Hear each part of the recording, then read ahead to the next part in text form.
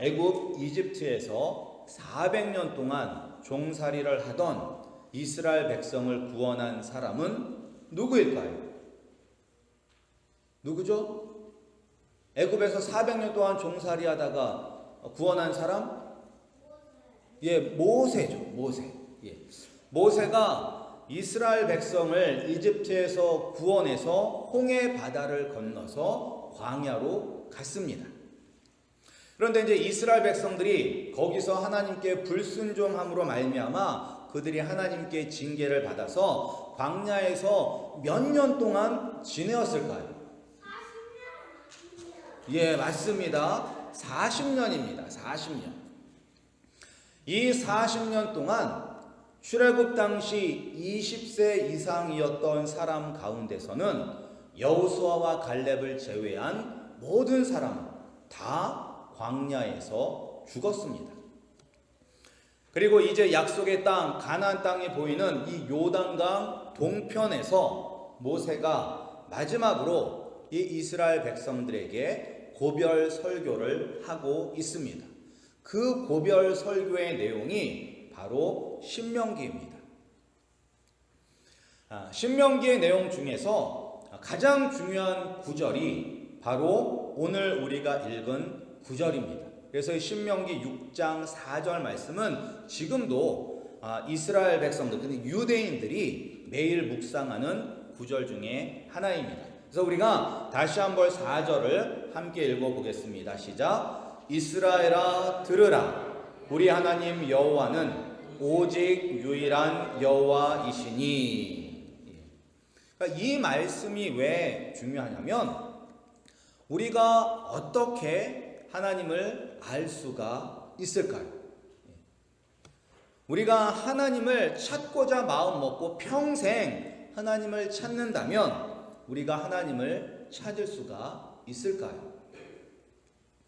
이 땅에 수많은 우상들이 있는데 그 수많은 우상들 가운데서 살아계신 여호와 하나님을 알고 찾을 수 있는 방법이 과연 우리에게 있을까요? 방법은 없습니다. 하나님은 우리보다 훨씬 크시고 위대하시고 우리의 생각과 이성으로는 도저히 알 수 없는 분이시기 때문에 우리는 하나님을 알 수도 없고 하나님을 찾을 수도 없습니다. 그럼 어떻게 우리가 하나님을 알게 되었고 그리고 하나님께 우리가 지금 예배할 수 있게 되었을까요? 그것은 바로 하나님께서 우리에게 먼저 말씀하셨기 때문인 것입니다. 하나님이 먼저 우리에게 말씀하시지 않으시면 우리는 하나님을 알 수도 하나님을 만날 수도 없습니다. 이 성경이 우리가 가지고 있는 이 성경이 바로 하나님이 우리에게 말씀하신 그 말씀을 기록한 책인 것입니다. 근데 왜 하나님은 우리처럼 부족하고 연약하고 우리처럼 죄 많은 우리에게 말씀을 하고 계신 걸까요? 그것은 바로 하나님께서 우리를 사랑하시기 때문인 것입니다. 하나님은 얼마나 우리를 사랑하실까요? 그것이 바로 요한복음 3장 16절에 나와 있습니다. 우리 요한복음 3장 16절 함께 읽겠습니다. 하나님이 세상을 이처럼 사랑하사 독생자를 주셨으니 이는 그를 믿는 자마다 멸망하지 않고 영생을 얻게 하려 하심이라. 아멘. 하나님은 우리를 너무나 사랑하셨습니다. 그래서 죄 때문에 죽을 수밖에 없는 우리를 구원하여 멸망하지 않고 영원히 하나님과 함께 행복하게 살 수 있도록 하시기 위해서 하나밖에 없는 외아들 예수 그리스도를 우리 대신 십자가에 못 박아 죽이시기까지 우리를 사랑하셨고 지금도 사랑하고 계십니다. 예수님이 우리를 위해서 죽으시고 그리고 죽음을 이기고 부활하심으로 예수님을 믿는 우리는 하나님을 아버지라 부를 수 있게 되었습니다. 이것도 하나님의 큰 사랑인 것입니다. 따라서 하나님 아버지는 우리가 매 순간순간 아버지의 뜻을 알고 아버지의 은혜 가운데 살기를 원하십니다. 그렇다면 우리가 어떻게 하나님 아버지의 뜻을 알 수 있고 그분의 은혜를 깨달을 수 있을까요? 그것은 바로 귀를 열고 아버지의 말씀을 들어야만 하는 것입니다. 그래서 우리가 이제 한국말로는 이스라엘아 들으라 라고 이야기하지만 영어 그리고 히브리어로는 hear 들으라 라고 먼저 이야기했어요. 들으라. 귀를 열고 들으라. 하나님은 지금도 우리에게 말씀하고 계십니다. 들으라. 들으라. 귀를 열고 내 말을 들으라 말씀하고 계십니다. 우리는 어디서 하나님의 말씀을 들을 수 있습니까? 바로 우리가 가지고 있는 성경을 통해서 하나님의 음성을 들을 수가 있습니다. 따라서 많은 분들이 하나님의 음성을 듣고 싶어요 라고 이야기를 합니다. 하나님의 음성을 듣고 싶다면 성경을 펴서 읽으시기 바랍니다. 이 말씀이 바로 우리에게 친히 말씀하시는 하나님 아버지의 음성인 것입니다. 우리 아름다운 교회 성도님들은 귀를 열어서 복 주시기를 원하시는 여호와 하나님 아버지의 말씀을 듣는 축복을 다 받아 누리시기를 주님의 이름으로 축복합니다. 하나님은 우리 아버지는 우리가 그분의 말씀을 듣고 그분을 사랑함으로 우리가 하늘의 축복을 지금 이 순간 이 땅에서 받아 누리시는 것을 원하십니다. 그리고 이 축복이 단지 지금 우리 세대에서만 끝나는 것이 아니라 우리의 자녀들 그리고 우리 자녀의 자녀들까지도 계속 대를 이어서 하나님의 은혜와 사랑과 축복을 받아 누리시기를 원하십니다. 우리 성도님들도 나만 하나님 아버지의 보호하심과 인도하심을 누리며 살기를 원하지는 않으실 것입니다. 우리 부모님들은 다 나보다는 우리의 자녀들이 더 하나님의 은혜를 받으며 살기를 원하실 것입니다. 그럼 어떻게 하면 우리의 자녀들이 하나님 아버지의 사랑과 은혜 그리고 보호하심과 인도하심을 받으며 살 수 있을까요? 우리가 7절 앞부분 말씀을 우리 함께 읽어보겠습니다. 시작. 내 자녀에게 부지런히 가르치며. 우리의 자녀들이 하나님의 축복을 받기 위해서는 우리가 말씀을 우리 자녀들에게 부지런히 가르쳐야 합니다. 그래서 오늘 말씀은 뭐라고 나오냐면 집에서도 길을 갈 때에도 누워있을 때에도 일어설 때에도 계속 말씀을 가르치라. 그리고 문에도 들어가는 문에도 말씀을 걸어 놓아라 라고 이야기하고 있습니다. 우리가 자녀들에게 말씀을 가르치는 것은 단지 어떤 특정한 시간에만 가르치는 것이 아닙니다. 그러니까 우리는 이제 말씀을 가르친다 생각하면 어떤 생각을 하냐면 일주일에 한 번 주일학교에 와서 그 1시간 동안 말씀을 배우는 것이 말씀을 가르치는 것이라고 생각을 하는데 그것은 충분하지 않습니다. 성경은 매일매일 삶 속에서 아이들에게 말씀을 가르치라고 이야기하고 있습니다. 그러니까 다른 어떤 것보다도 말씀이 우선이라는 거예요. 말씀이 최우선이라는 거예요. 우리 부모님들은 자녀를 교육할 때 이 교육은 학교 교육을 이야기하는 것이 아니라 전인격적인 교육을 이야기하는 것입니다. 우리 부모님들 우리 자녀들을 교육할 때 하나님의 말씀이 우선입니까? 아니면 학교 성적이 먼저입니까? 아니면 좋은 대학교를 가기 위한 특별 활동이 먼저입니까? 성경은 우리에게 무엇보다 먼저 말씀을 가르치라라고 이야기하고 있습니다. 하나님을 예배하고 하나님의 뜻을 이루는 말씀이 곧 지혜의 근본이며 행복한 삶을 누리는 비결이기 때문인 것입니다. 우리가 정말로 우리의 자녀들이 모세와 같은, 요셉과 같은, 다니엘과 같은, 바울과 같은 이런 위대한 인물들로 키우기를 원하신다면 우리는 자녀들에게 뭘 가르쳐야 돼요? 말씀을 가르쳐야만 하는 것입니다. 말씀을. 그런데 우리가 이 말씀을 가르치는 일에 실패하게 되면 어떠한 일이 일어나는지 사사기 2장 10절이 잘 우리에게 이야기해주고 있습니다. 우리 함께 읽어보겠습니다. 우리 사사기 2장 10절입니다.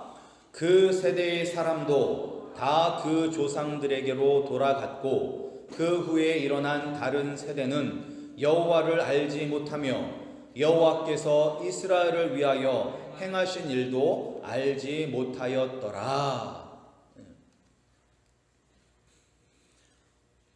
광야 40년 동안 말씀과 하나님의 인도하심으로 훈련받은 그 세대들이 요단강을 건너서 약속의 땅을 정복했습니다. 그리고 그 정복 전쟁 가운데서 또한 하나님의 위대하심과 그분의 능력을 경험하였습니다. 그래서 여호수아는 죽기 전에 사람들을 불러놓고 이렇게 선포했습니다. 나와 내 가족은 여호와를 섬기겠노라 라고 고백하였습니다. 그러자 다른 모든 백성들도 우리가 결단코 여호와를 버리고 다른 신들을 섬기기를 하지 아니하겠나이다 라고 고백하였습니다. 그런데 이 정복 전쟁의 세대가 다 죽자 전혀 다른 세대가 그 자리를 차지하였습니다. 이 세대는 다른 나라 사람들일까요? 다른 나라 사람들이 아니에요.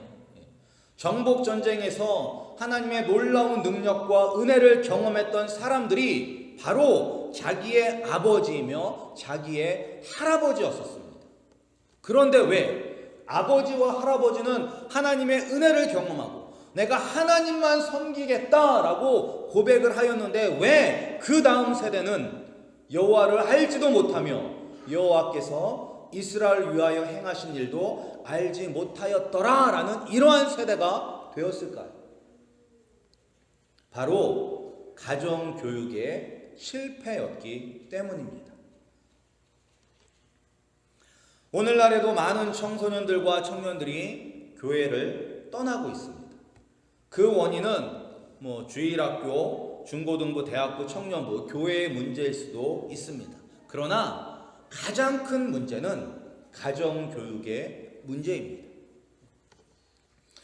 이 교육 방법에는 크게 두 가지 방법이 있습니다. 하나는 히브리식 교육 방법이고 다른 하나는 그리스식 교육 방법입니다. 그러니까 유대인들의 교육 방법과 그리고 그리스식 교육 방법이 있는데 그리스식 교육 방법은 오늘날의 학교 교육과 같습니다. 그러니까 일정한 시간을 정해서 학생들이 한 곳에 모여서 그곳에서 선생님에게 이제 수업을 받고 다시 집으로 돌아가는 그러한 교육 방법이 바로 그리스식 교육 방법인 것입니다. 근데 그에 비해서 이제 유대인들의 교육 방식, 이 히브리식 교육 방법은 어떤 것이냐면 함께 사는 거예요. 교육 방법. 시간을 특별히 정해서 의자에 앉아서 칠판에다 막 이렇게 쓰면서 외우고 그런 것이 아니라 함께 사는 것이 교육 방법인 것입니다. 따라서 함께 먹고 함께 다니고 함께 자면서 삶을 통해서 가르치고 배우는 것이 바로 히브리식 교육 방법인 것입니다. 그래서 예수님은 이 방법으로 제자들을 가르치셨어요. 예수님은 산에서도 제자들을 가르치셨고 배 위에서도 가르치셨고 길에서도 가르치셨고 집에서도 가르치셨고 어디를 가든지 항상 가르치셨어요. 그 어디를 가든지 제자들이 묻고 예수님이 대답하고 이게 삶이에요. 삶. 그리고 단지 지식적으로 가르치는 것이 아니라 예수님은 몸으로 친히 보여주셨습니다. 우리가 읽은 신명기 이 말씀대로 예수님은 제자들을 가르치셨습니다. 이러한 교육 방법이 가능한 곳이 어디냐? 바로 가정입니다. 가정.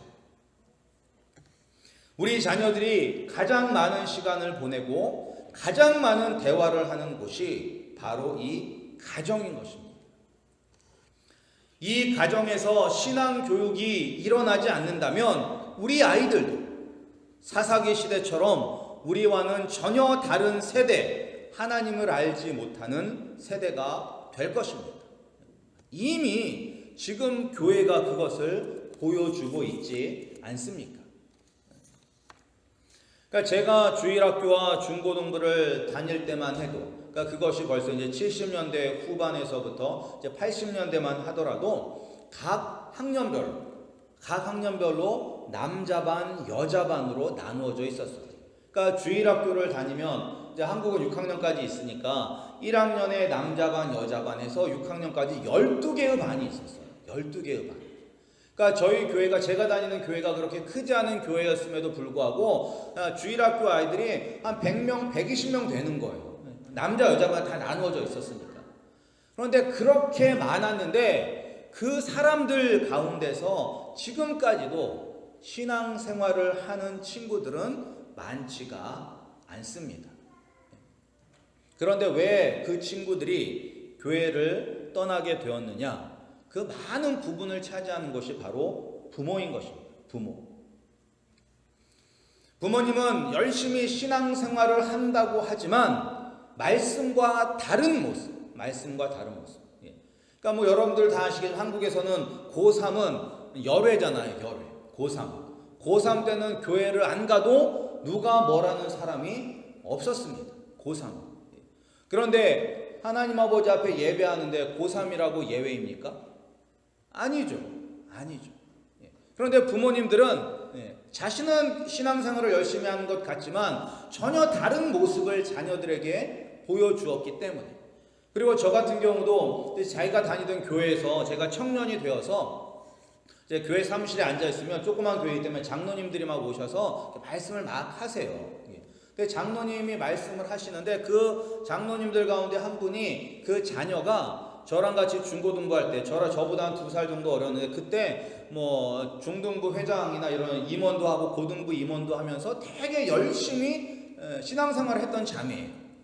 그런데 그 자매가 청년이 되어서는 교회를 나오지 않았습니다. 그런데 이제 그 장로님이 이 사무실에서 하는 그런 이야기를 들으면 저 같아도 교회에 나오고 싶은 생각이 안 들었을 것 같아요. 장로님이지만 하는 말들이 너무나 세속적이고 세상적이기 때문에 그런 부모님이라면 나도 교회 나가기 싫었다라는 그런 생각이 들었습니다. 따라서 부모님의 모습이 매우 중요한 것입니다. 특별히 이제 저희 교회는 지금 어린 자녀들이 많아요. 어린 자녀들. 어떻게 보면 고등학생만 돼도 이미 늦었을 수도 있습니다. 고등학생만 돼도.